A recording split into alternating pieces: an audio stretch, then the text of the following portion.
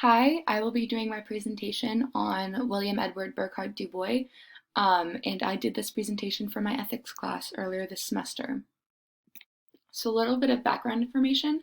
Du Bois was born on February 23rd, 1868, and he died on August 22nd, 1963 in Ghana, which was his country of origin. He was born in Great Barrington, Massachusetts, and he grew up there. And from a very young age, he was super intellectual, he was very intelligent, and he was the valedictorian of his high school. He is most known for his civil rights leadership, his work in sociology, and literary works such as The Crisis, The Souls of Black Folk, and Reconstruction in America. He received his bachelor's degree from Fisk University and attended graduate school at the University of Berlin.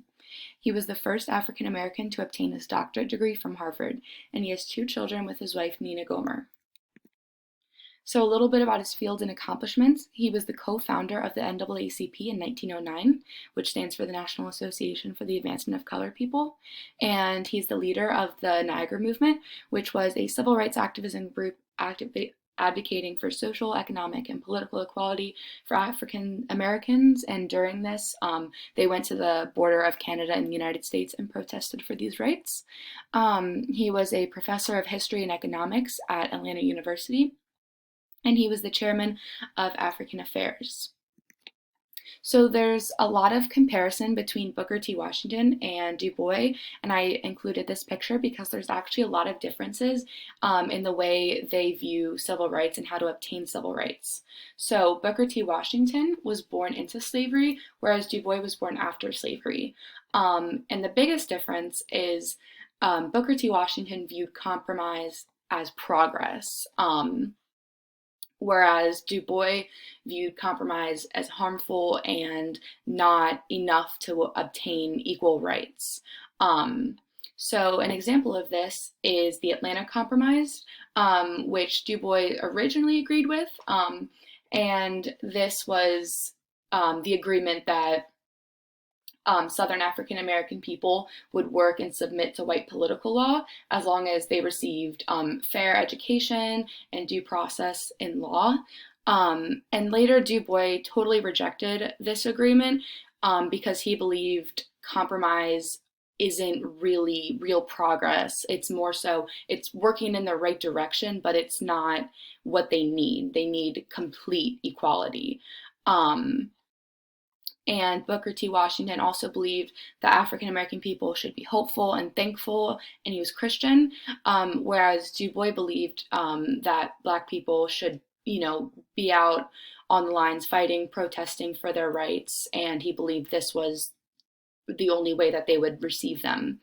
Some similarities between the two. They were both African American civil rights leaders. They both wanted more rights, education, and equality for Black people. And they were both writers, speakers, educators, and historians. So a little bit about the ethics of Du Bois. He was a huge proponent of Pan-Africanism, which was the cultural movement and belief that all those under African descent share interests and values and therefore should be unified. And people of African descent from all continents share a common goal and a common destiny, tracing back to enslavement, colonization, and the Atlantic slave trade. And what this basically means is those of African descent, no matter where they are right now, they face the same consequences of similar oppression, and therefore they should be unified in order to uplift them. So they are relating to each other, and they will be unified through this similar oppression they faced from colonization, etc.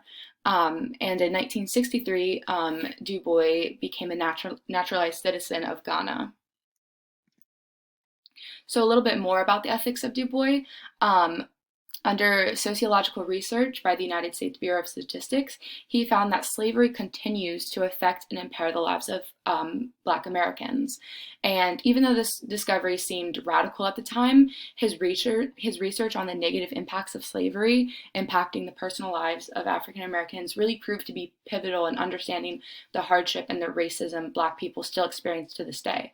So something that's super important about this is Du Bois was one of the first people who really utilized research, facts, and statistics to prove the disparity between Black people and white people, and how that history really still impacts them today. So using data and statistics in this way, he could prove and therefore find more concrete solutions to the problem.